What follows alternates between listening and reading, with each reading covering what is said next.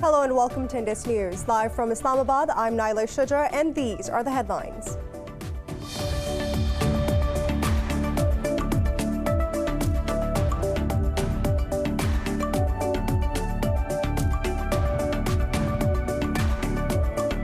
The United States Congress has approved a $892 billion coronavirus aid package. It is being combined with a massive $1.4 trillion government spending bill to fund federal agencies for the new fiscal year.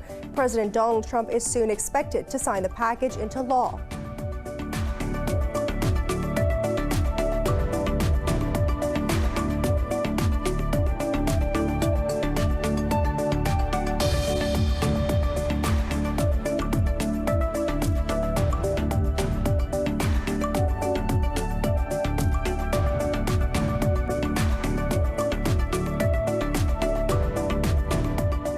The United States has surpassed 18 million coronavirus cases with more than 319,000 deaths. As vaccination efforts mount nationwide, President-elect Joe Biden received his first dose on live television to boost confidence in its safety, while Pakistan has reported more than 1,700 infections and 82 fatalities in the last 24 hours.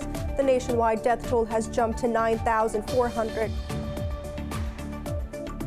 Iran has denied involvement in the recent rocket attack on the United States Embassy in Baghdad, Iraq. In a tweet, Foreign Affairs spokesperson Saeed Khatibzadeh said that the U.S. Secretary of State Mike Pompeo's accusations aim to create tensions. He said Iran does not support the attacks on diplomatic missions. Iran says he will rapidly reverse its violations of the 2015 nuclear deal when the United States and European powers perform their duties. Foreign Minister Javad Zarif wrote on Twitter that a renegotiation of the accord was out of question. He was speaking after a virtual meeting of parties to the pact, the first at the level of foreign ministers in over a year.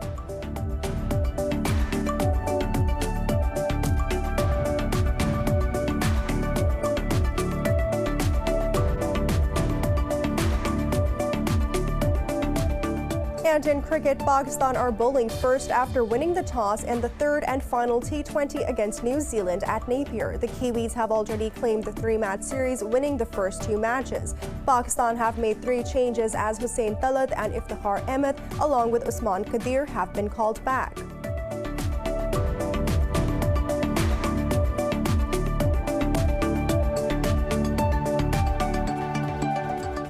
For more news and details, stay tuned. We'll be right back after a short break.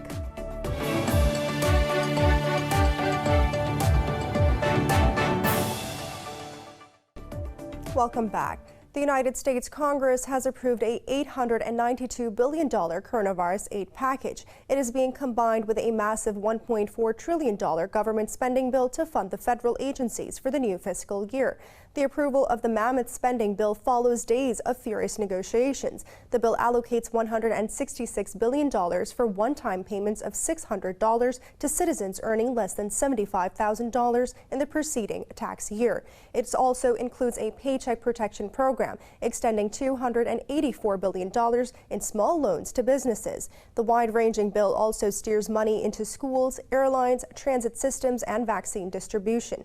President Donald Trump is soon expected to sign the package into law.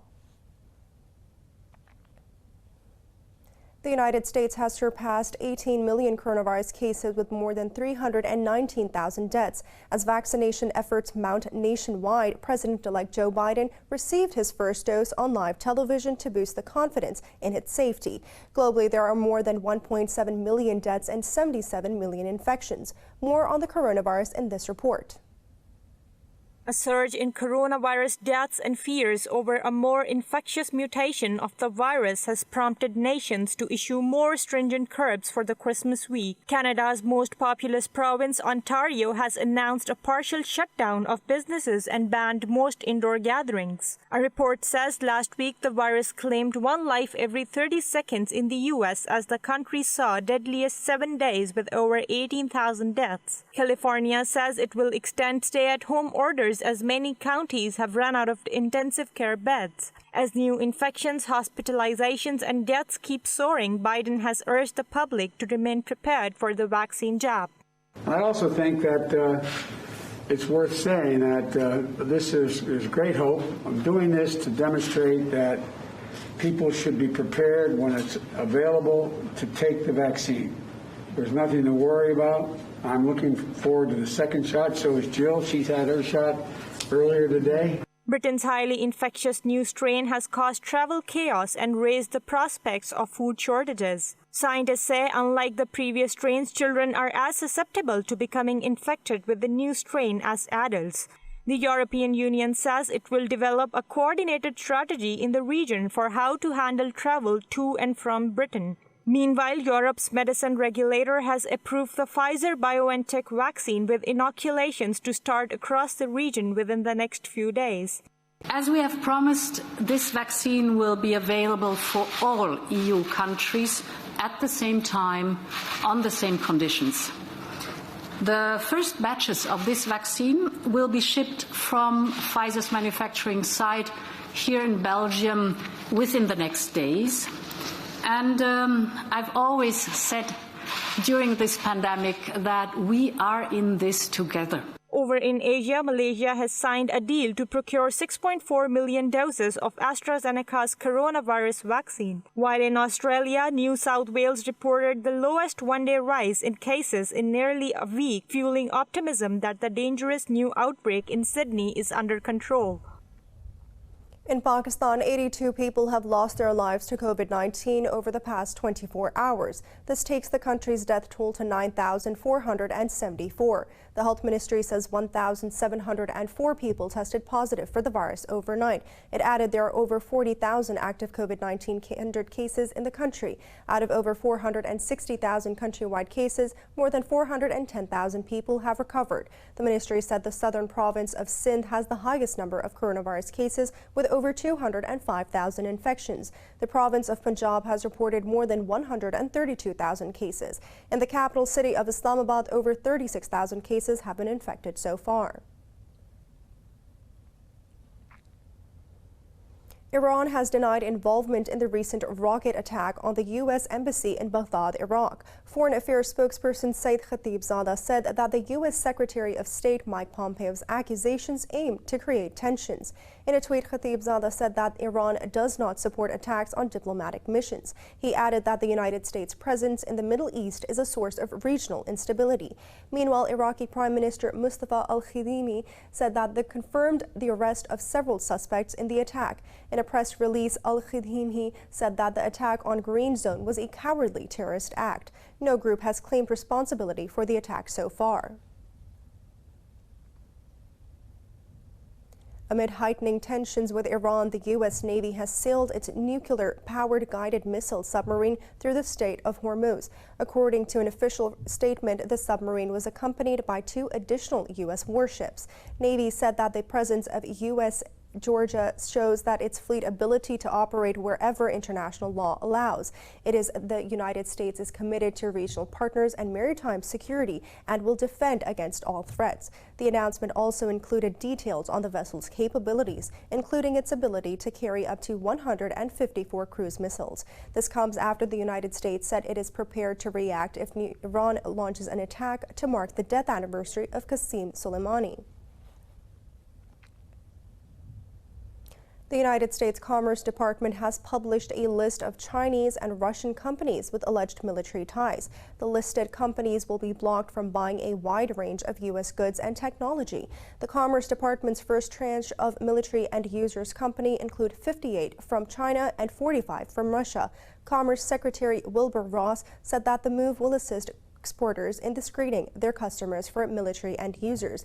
The military end user designation will require U.S. companies to obtain licenses to sell to the firms. The list is scheduled to be posted for public inspection in the Federal Register today. Earlier, the United States added dozens of Chinese companies to another trade list backlist. The United States has sanctioned 3 Nicaraguan officials over their support for President Daniel Ortega's government. In a statement, the Treasury Secretary reaffirmed the Trump administration's commitment to target the Ortega regime. Stephen Mnuchin said Washington will continue to expose those who suppress democracy. The officials blacklisted including Vice President of the Supreme Court, National Assembly Deputy, and Leon City Police Chief. Meanwhile, Trump's administration has also imposed Cuba-related sanctions on 3 businesses. They're accused of being run by the Cuban military and evading existing curbs. Lashing out at the U.S. measure, Cuban Foreign Minister Bruno Rodriguez said that the country will move forward no matter what. Israel's defense forces have killed another Palestinian over allegations that he attempted to open fire at the security checkpoint. Palestinian media said IDF closed the old city after shooting near the Bab al-Hatta gate of Al-Aqsa Mosque. Meanwhile, the outgoing UN envoy for Middle East peace, Nikolay Mladinov, issued a stark warning about the plight of Palestinians. He said loss and displacement are a part of the personal history of every single Palestinian household. Earlier, China's representative to the United Nations expressed concern over the expansion of settlements in occupied Palestinian territory. He also urged concerned authorities to immediately lift the blockade on Gaza. The United States has charged a Libyan man suspected of making the bomb that blew up the 1988 Pan Am flight over Lockerbie, Scotland. Attorney General William Barr said Abu Aghili Mohammed Massoud has been charged with terrorism-related crimes. The blast on the Boeing 747 killed 270 people, including 190 American citizens. Prosecutors will seek the extradition of Massoud to stand trial in the United States. In 2001, a Libyan national, Abdulbasit al-Meghari, was the only other man convicted over the bombing. The attack on London to New York flight is the deadliest terrorist incident ever to have taken place in the United Kingdom. Lebanon's parliament has passed a law to lift banking secrecy for 1 year. The move could clear the way for a forensic audit of the central bank, a key condition for foreign aid that was hit a roadblock at. Such an audit is on the list of reforms that donors have demanded before helping Lebanon climb out of the financial crisis. These include steps to tackle corruption, a root cause of meltdown that has crashed the currency. A consultancy firm which the government had hired to carry out the audit withdrew last month, saying it had not received the required information. Some Lebanese officials have accused central bank governor Riyad Salimi of using bank secrecy laws to justify withholding information. After a letter from the president last month, Parliament had called for an audit of all state bodies. Kremlin critic Alexey Navalny says that he tricked a Russian secret agent into disclosing details of his failed assassination. Navalny says he posed as a security official and spoke to an employee of Russia's FSB security service who was part of the cleanup team. In a video message, Navalny said that the employee told him that the prison had been placed under his underpants. He published the recording and transcript of the conversation on his website and social media accounts. Responding, FSB said that the video clip with the phone call was fake. In a statement, it called Navalny's investigation into his alleged poisoning a planned provocation. Navalny was airlifted to Germany for treatment in August after collapsing on a plane in Russia. German officials said that he was poisoned with a Soviet-style Novichok nerve agent to attempt to murder him. It's now time for a short break. Stay with us.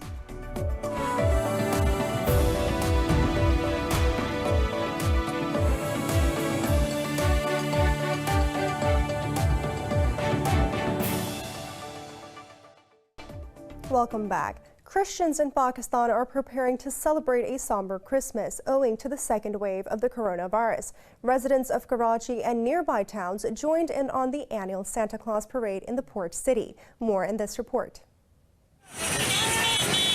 Large crowds dressed as Santas marched from the Christian cemetery in Karachi to the press club. Some were wearing masks as the coronavirus continues to plague the country. Not only the Christians, but people from various other religions joined the pre-Christmas celebrations. I am dressed as Santa Claus because Christmas is coming and I want to bring happiness to the children and bring them gifts. People from all religions and faiths have joined us, Muslim clerics and people from various interfaith groups.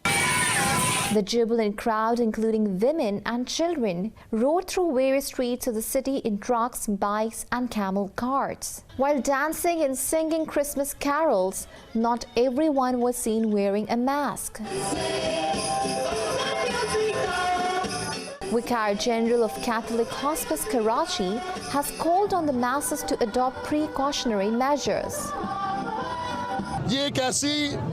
Most certainly, this is an epidemic, a virus which everyone has to protect himself from. That is why we are stressing that SOPs should be followed and precautionary measures should be strictly adopted. You can see everyone wearing masks. Even I am holding a mask in my hand, which I have just removed to talk to you. You can see that all our people are celebrating this festival while adhering to the SOPs.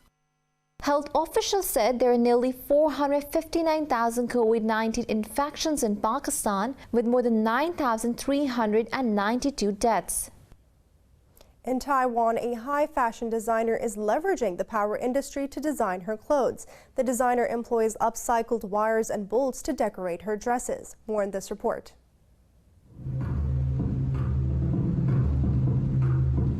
Inspiration for high fashion can come from strange places. For one Taiwanese designer, it stems from upcycled old wires and bolts from the power industry. 36-year-old Wong Liling picks up discarded bits of metals and wires from Taiwan's main electricity supplier to add flair to her clothes. We thought that if we cut up these old cables, which have these thin iron wires inside, we could roll them into a shape that we could use. And then we found something, such as this one. The wires and other materials stitched onto dresses give them a futuristic feeling. The dresses were exhibited at a fashion show in Taipei, where they drew a warm reception.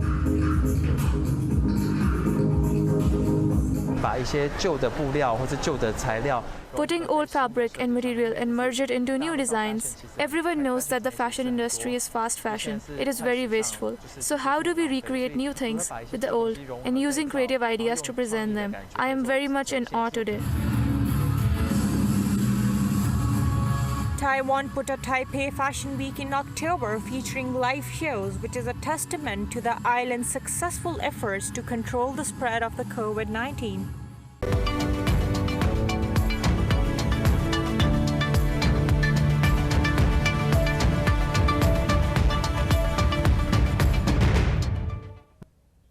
Pakistan has secured $1.7 billion debt relief agreements to tackle the coronavirus-hit economy. The government concluded agreements with 19 bilateral creditors, including the Paris Club. The deal secures moratorium on the debt repayments to ease the coronavirus impact on the economy. Ministry of Economic Affairs Secretary Noor Ahmed said that the timely deal will save lives and livelihoods. Pakistan was named as one of the countries to secure the deal from the Paris Club in June.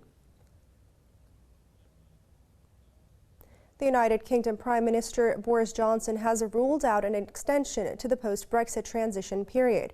Earlier, Scotland's First Minister Nicola Sturgeon and London's Mayor Sadiq Khan called for an extension to focus on the pandemic instead. Addressing a press conference, Johnson said that there are still problems in post-Brexit trade talks. He said London's position remains unchanged and it can thrive without a deal. He added that it is vital to understand that the United Kingdom has got to be able to control its laws and fisheries. Johnson said that the World Trade Organization's terms will be more than satisfactory in case of no deal. Tesla's shares have ended sharply lower in the S&P 500 debut. The electric car maker ended down 6.5% from a record high in previous session. Losses surged towards the end of the season with news of a potential future competition from Apple. The decline in Tesla shares accounted for about 0.1% of the S&P 500's 0.4% decline of the day. Actively managed funds must now decide whether to buy shares of Tesla and risk underperformance if Tesla's recent rally continues. The Elon Musk-owned auto giant is the most valuable company ever to be admitted to the Wall Street's main benchmark. Most Asian markets are trading lower as the new fast-spreading coronavirus strain threatens to disrupt the nascent global economic recovery. China's Shanghai Composite has fallen by 0.2%, while Australia's ASX shares fell by more than 1%. Japan's Nikkei fell by just over 1%, whereas Hong Kong's Hang Seng also fell by 1%.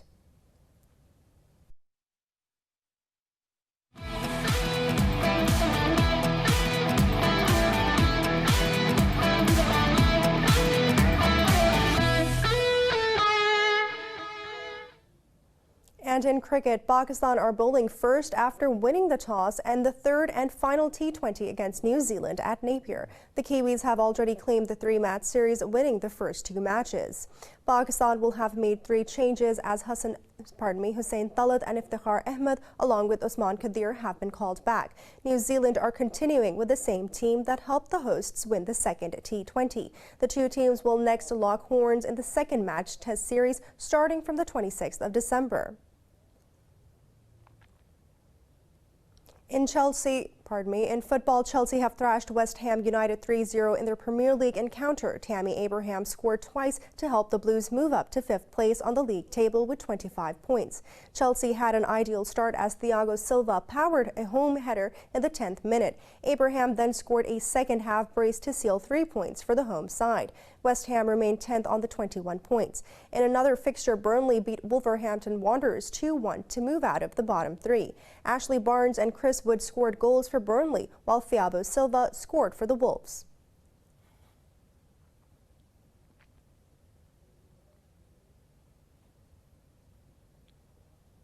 Arsenal striker Pierre-Emerick Aubameyang will not be a part of the Carabao Cup quarterfinal because of a calf injury. The Gabon international also missed Saturday's 2-1 defeat by Everton in the Premier League. Arsenal boss Mikel Arteta said that Oba will have another scan in the next few days. Arteta said that the club will see how quickly they can get him back on the team.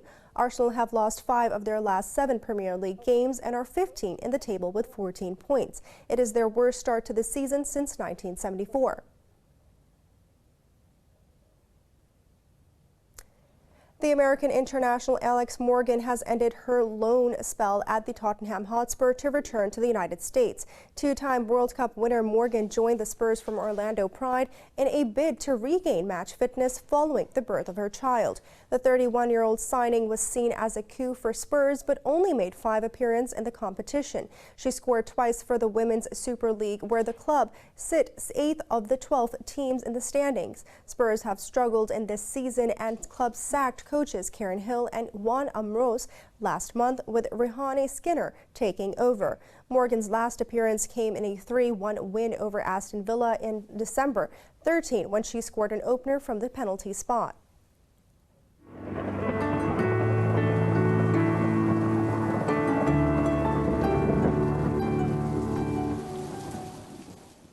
It's now time to take a look at the weather around the world.